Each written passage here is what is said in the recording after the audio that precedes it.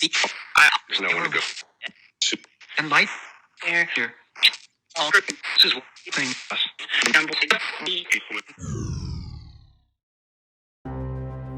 Do you ever wonder if the stories are true?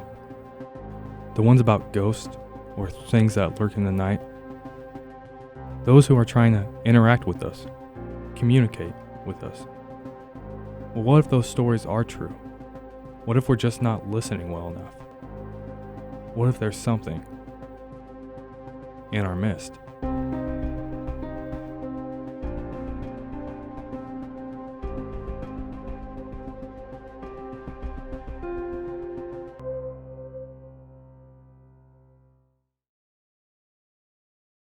We are just 4 college students.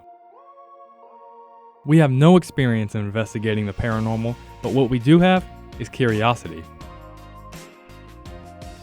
And a car full of film equipment. After digging into research, we decided to take the leap and seek the answer to the age-old question, are ghosts real? But before we could start, we needed an expert.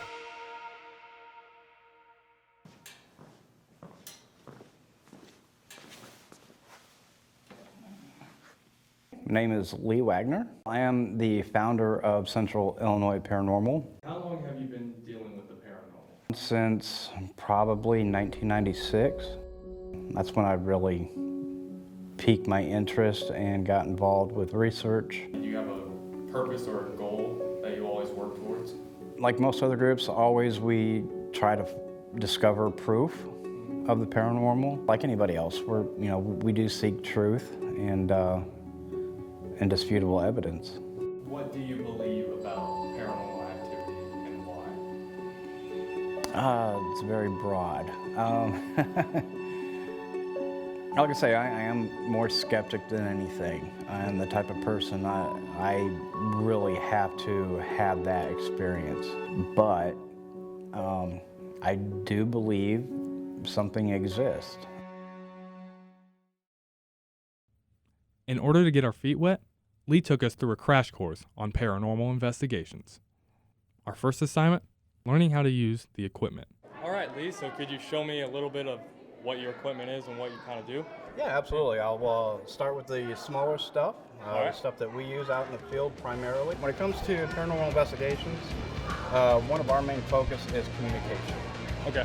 So we are real heavy into doing EVP sessions, using various tools, instruments to be able to help hopefully communicate with the dead. Yeah. So with that, we can use just a standard voice recorder. A little beyond that, your cell phone. VoxBox. Okay. In VoxBox, it's got sound banks. Interesting. Sound bank A is preloaded. Okay. It's like milliseconds of audio snippets that are played randomly through up to 4 different channels. That's a little bit annoying. The idea of that is if some electrical energy of some sort were to come into the vicinity of the antenna, it would alert you, depending on how close it is. EDI plus data logging. This gives us tangible data that we can review. What it's able to graph out is your temperature, either Fahrenheit or Celsius. Okay. Pressure and humidity, your milligauss for your EMF detection, Okay. and vibration. SLS camera system. Okay. It's a structured light source. I way through the Xbox Connect sensor bar. There's something standing, dancing, walking, whatever, Yeah. and it aligns with major fluctuations. Chances are we have something. Cool. All right. Our next assignment? Watch and learn as he searches for proof of the paranormal in the Russia Event Center. The Event Center is located in Creve Coeur, just outside of Peoria, Illinois. The building that once housed a local church is now more commonly known to be the venue for the annual Hall of Horrors Haunted House. Welcome to the Halls of Horror in Creve Coeur. If you're looking for a fright, you've found it. But once you found it, it may never let you go. The Halls of Horror Haunted Attraction is open every Friday and Saturday. The lower level of the facility, which is more updated and modern, is able to be rented out as an event space. We spent most of our time on the main level. Several customers of the haunted house have reported strange happenings, and volunteers have noted hearing children's laughter late at night. Could you tell us your name? Troy Hill. I'm actually the owner of the place. Have you ever experienced anything out of the ordinary or that you would describe paranormal? One was the first year we were up here. I was by myself. It was maybe like 2 or 3 in the morning. I was building a room towards the back in the classroom area, and just kind of had a weird feeling, like, you know how you get that feeling where somebody's kind of in the room with you or just kind of watching you. You get that feeling somebody's on your shoulder. And at that point, it was almost like 2 small children, kind of like a giggle sound. And that was enough for me to just leave my tools on the floor, walk to the front door, leave the lights on, everything, and just walk out. And I didn't come back for a couple of days. Yeah, we've had customers in the past that had come through the haunt, and we don't touch like any of the customers, and of course they don't touch us or anything. But we've had numerous customers complain about, usually females, that their ponytails would be yanked or their hair pulled, but in the areas where this happened, we had basically no actors or volunteers or anything in those areas. So, and then some of our volunteers have just, you know, random footsteps, whistles. We've had a lot of people claim that they've heard a woman singing. I've never personally heard this, but that one goes around a lot between people. So. Any advice for us as we jump into this subject? Keep a very open mind. Enjoy it, have fun, learn from it. Who knows what'll happen. So basically we're deploying everything. Yeah. We're gonna turn everything on, cut lights, and step out of the building for a little bit. He was saying this room in particular, a lot of people wouldn't last long in here because they would have various symptoms, feel nauseous, headache. Once they were removed from this area, they'd start feeling better. Okay. So to me, that sounds like symptoms of EMF saturation. Additionally, I want to set up the little homemade REM pod. All right, so if anything were to come into the area, hopefully that will pick that up. Yeah. But I've got our laser grid set up pretty much just right down the hall. Okay. During the investigation, Lee requested that the lights be turned off in order for our senses to be fully enhanced to our surroundings. Without much light, our footage is dark, but that doesn't mean something wasn't with us. You see our laser grid here shooting completely down the hallway. So the Vox, it's an amp that has 2 audio banks. So I'm gonna put on bank B. You know, ask your questions. Yeah. Oftentimes you'll get some form of response. Okay. May or may not make sense. Is there anybody present with us tonight? We only want to talk to you and learn from you. Can you please tell me your name? I thought I heard something like Anna. Like what? Anna? Anna? Yeah. Can you verify your name is Anna? Can you tell us if you're a man or a woman?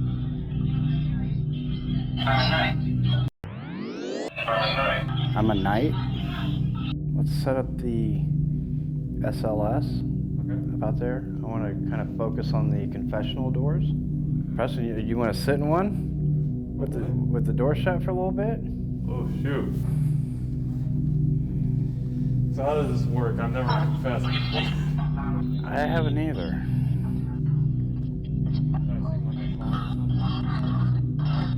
No, that's perfect. In fact, if you want, trade me spots, I'll let you see what that looks like. Yeah.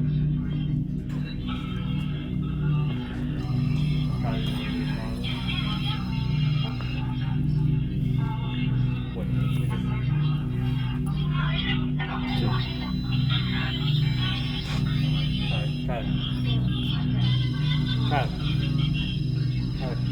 We're getting something in here. You see it on there? No, I mean like the box.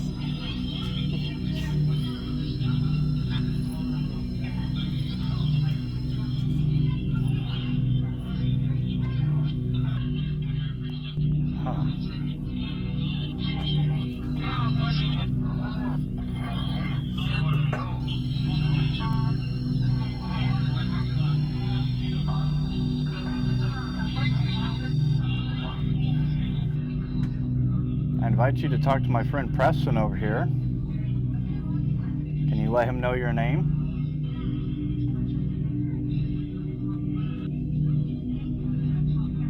Can you let him know how old you are?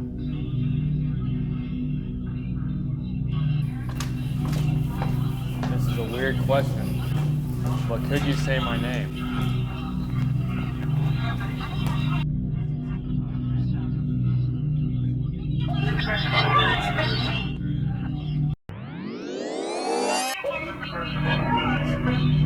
Oh yeah.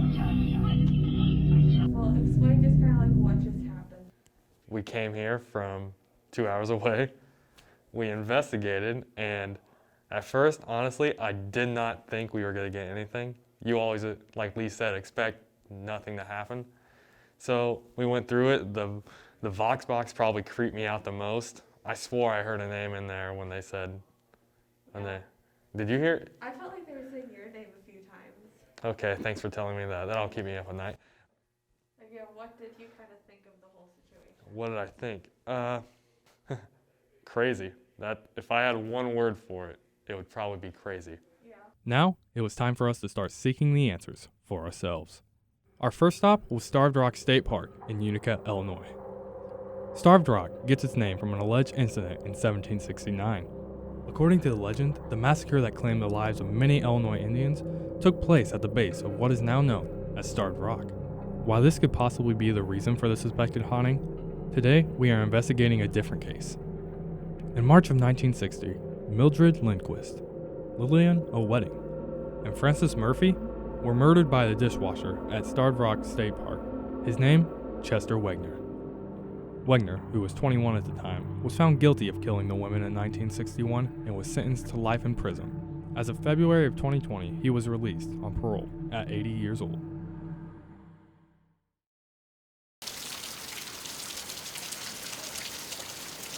So we made it to the St. Louis Canyon in Starved Rock, where in 1960, 3 bodies of Mildred, Francis, and Lillian were found just in that cave. Let's go explore. So, Preston, where are you at right now? I am in the caves where they supposedly found the 3 bodies of the women nearly 60 years ago. And not gonna lie, this is pretty creepy because I don't know if you can see it, but they got carvings all around the wall and it's really eroded and everything. Has there been any paranormal sightings here reported before? There's been sightings of women on like the ledges of everything, like they've seen figures of people. And then there's also been, Kylie mentioned earlier, like voices heard in this canyon at night. So try not to bust my butt coming down. But yeah. What are basic rules when investigating, or are there? There's some general guidelines. Don't investigate alone. Clean up after yourself. You know, be a decent human. Be respectful when trying to communicate with the dead. That's key. That's one of the main things. The big one is don't provoke. Lee did loan us some of his equipment so that we can investigate for ourselves. We're about to put this EDI Plus in. Just lay it right here. See what it picks up. See if we get any energy readings or anything, and it also checks the vibration. What are you doing right now? We're about to try to talk to some people. Lee said it was all about communication, so I'm simply gonna use voice memos on my iPhone and see what happens. The first thing he said was to introduce ourselves. So, hi, my name is Preston, and with me is Jonah. What's up? We got Kylie over there, Nick. We're just students looking for communication, really. We're communication students, so. I'm not gonna lie, it's kind of creepy, this place. We are sitting where dead bodies were found. Well, at least they're in a comfortable setting. Yes, I mean, that's not that's not right at all. We're not here to hurt you guys. We just want to talk to you guys, see if you are down to Communicate at all. We do have a camera up there if you're worried. I mean, the temperature's gone down from 62 to 60. So, I mean, that's something. Something right there. Ooh, what was that? Temperature's going down again. Of course, it's getting night, so it's probably not you guys. Unless, you never know. I'm totally doubting you guys right now. I'm calling you out. That's true. Come on. Yeah, come on. If you guys were gonna show yourself, do it already. That's just Nick hitting a stick. Like it's another stick. Good job, Nick. Well, if you guys are not here, we're gonna leave. Never coming back if you want to say something.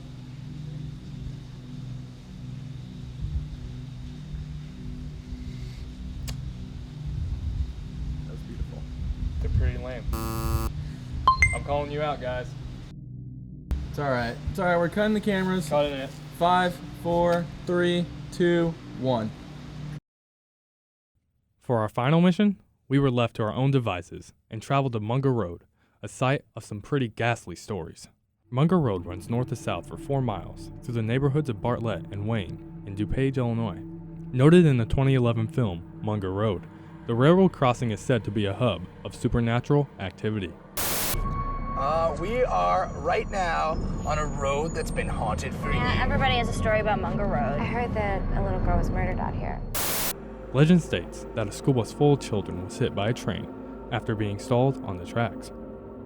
Those who have dared to visit say that if you sprinkle baby powder on the bumper of your car and park on the tracks, the spirits of the children will push the car off the tracks to safety, revealing the handprints on the back of your car. So here we are at Munger Road, and supposedly right behind us is where the school bus full of kids was hit by the oncoming train. And this is a place of many speculated paranormal sightings, paranormal activity. So we're excited to see what we find here. We brought a couple pieces of equipment, a couple apps for the spirit box, and got the K2 meter. And honestly, I'm just hoping we don't get arrested and we can get some good footage. So yeah, fingers crossed. I don't know if we're gonna be actually able to park our car on the train tracks because it is a busy road. So we'll just kind of search for other things here at this point. If we do get a chance to maybe in a clearing to put our car on the road, we will, but we're not gonna risk dying. Hey guys, funny seeing you here. All right, so we're about to get set up for our first investigation. Probably gonna start out with the ghost box, or the Vox box as some call it, and see what we find. I'm so glad you joined us on this journey. Let's sit, shall we? Let's start off with the basics. We gotta introduce ourselves first. Hello, if there's anybody here with us tonight. My name is Preston, and we have Kylie over there on the camera. And we aren't trying to hurt you or anything. We simply just want to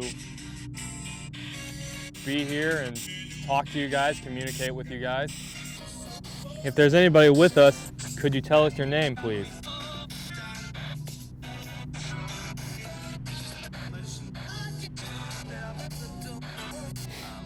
How old are you?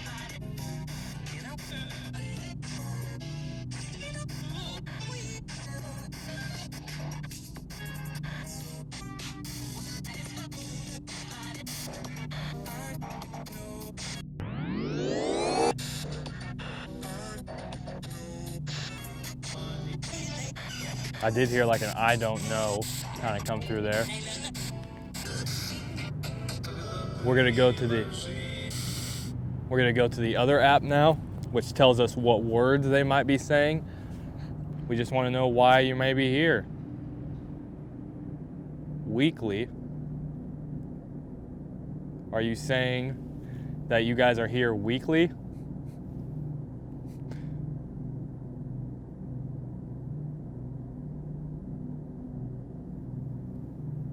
Is there a reason that you guys are here?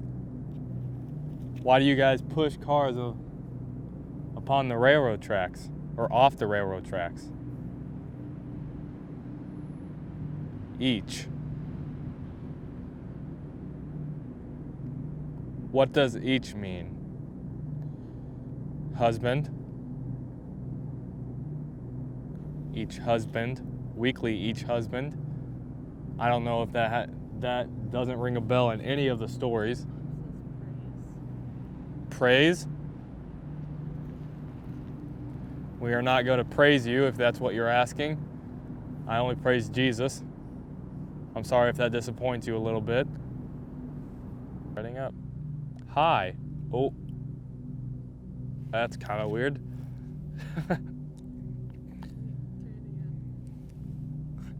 Saying hi. Gate. Hi, gate. Well, hello to you too. Could you tell me your name? Aria? Aria, is that a name? Aria, is that your name?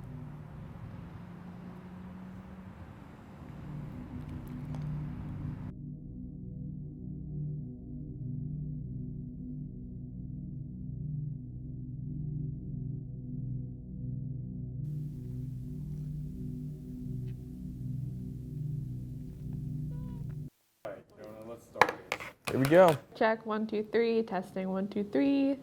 Yes. Do you want me to look into the camera? Yes. Okay. So before we started on this project, did you believe in ghosts? I have grown up not believing in ghosts. I've never seen any like evidence towards a ghost being there. Only thing I've seen a ghost in is movies, but I'm just gonna go ahead and say no. So I really wasn't sure what I believed. Like, I don't think I believe in ghosts, but I couldn't tell you with like absolute certainty. And I'm like, no, ghosts are fake news. I do not believe in ghosts at all. Are there demons? Yes, but the only ghost that I know is the Holy Spirit. That's the only ghost that I know of. No, I don't. Okay. What about after the fact, after our investigations? What do you think? I'm gonna still stick to no.